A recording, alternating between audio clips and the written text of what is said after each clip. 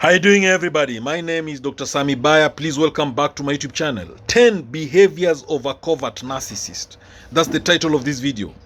Covert narcissists often rely on passive-aggressive tactics to express their discontent or superiority without confronting others directly. Instead of overt criticism or open hostility, they might use sarcasm, backhanded compliments, or subtle digs to assert control. For example, instead of saying they are upset, they might respond with exaggerated politeness or thinly veiled insults. Now, this behavior allows the covert narcissist to maintain a socially acceptable facade while still undermining others. It also leaves the victim confused as the aggression is cloaked in civility. Covert narcissists prefer this method because it avoids conflict while still feeding their need to feel superior or in control.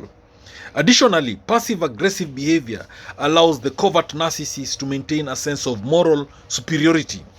They may frame themselves as misunderstood or unfairly criticized when confronted, shifting blame to others.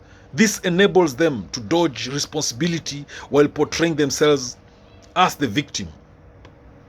Now, the other behavior of covert narcissists is victim mentality. That's the second behavior. A hallmark of covert narcissism is their tendency to adopt a victim role, regardless of the circumstances. They frequently frame events to highlight how they have been wronged, even when they were the ones at fault. This self-perception reinforces their belief that they are morally superior and misunderstood geniuses. Covert narcissists use this tactic to manipulate sympathy from others.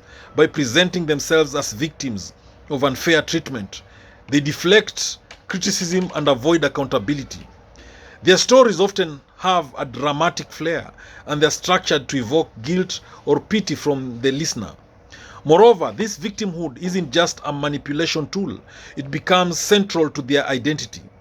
They may cling to past traumas or grievances to justify their behavior and garner attention. This keeps others focused on their needs and minimizes scrutiny of their actions.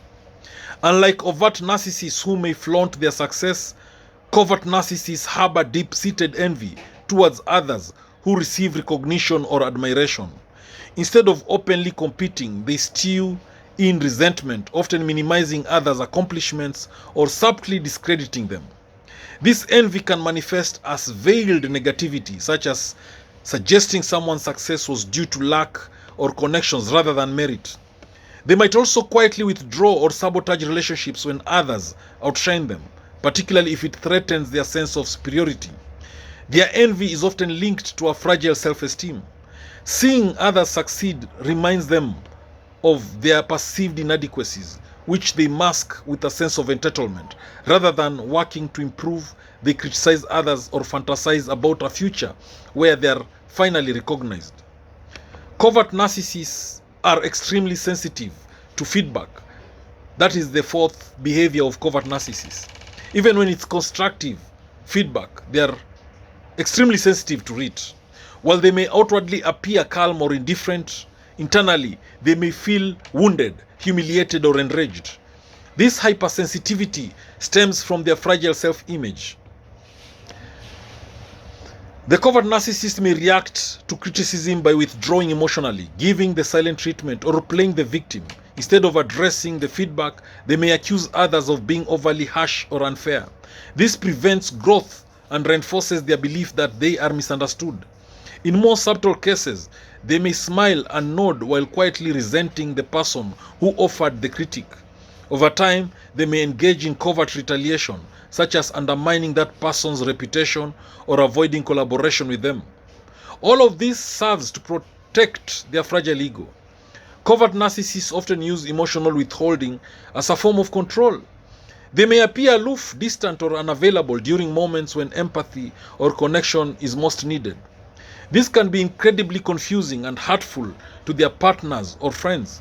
This behavior isn't random, it's a calculated move. By withholding affection, validation, or emotional support, they place others in a position of needing to earn their love or approval. It gives the narcissist psychological power in the relationship. Even when they are aware that someone is in emotional distress, they may respond with coldness or indifference, making others feel unworthy or needy. This reinforces the covert narcissist's internal narrative that others are flawed or inferior while they remain in control. One of the most deceptive traits of covert narcissists is their false humility. They may appear modest or self-effacing, but it's a strategic presentation. Covert narcissists don't play their achievements or talents, but often in a way that still draws attention and praise.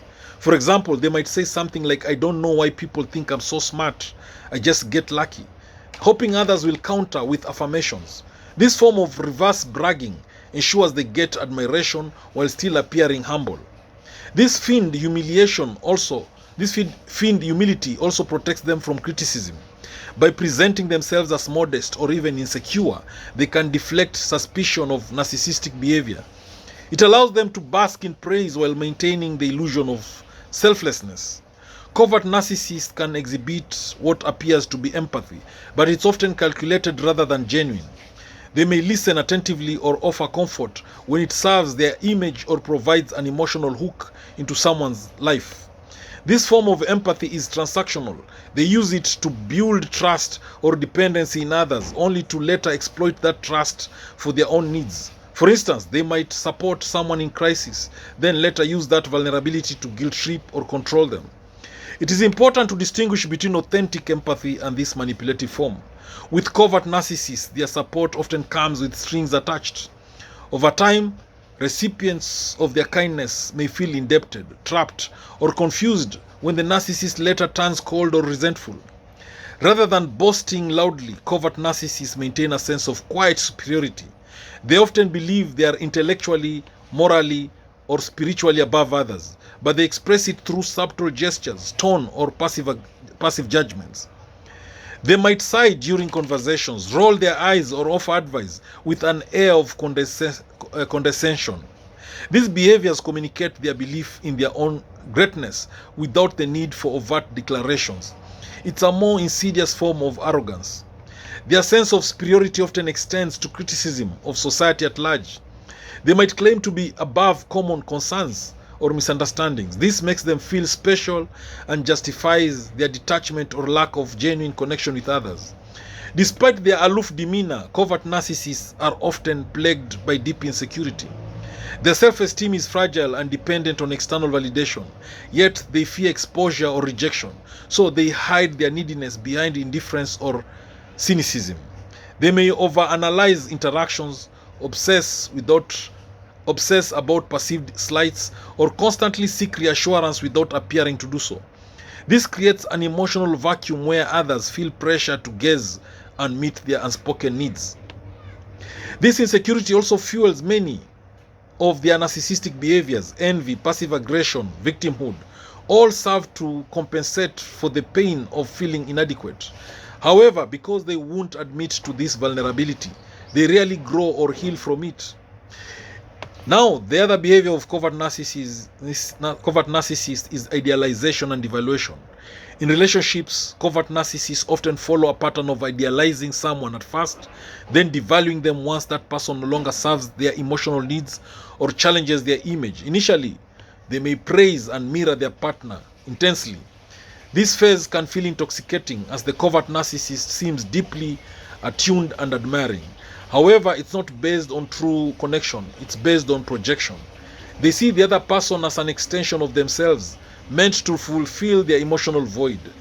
Once reality sets in, when the partner shows flaws, independence, or criticizes them, the covert narcissist may become distant, critical, or emotionally punitive. This devaluation is not only painful but also disorienting, as it follows a period of intense affection and idealization. Thank you for watching this video. I hope you've learned a thing or two. Please subscribe to my YouTube channel if you've not done so. Thank you.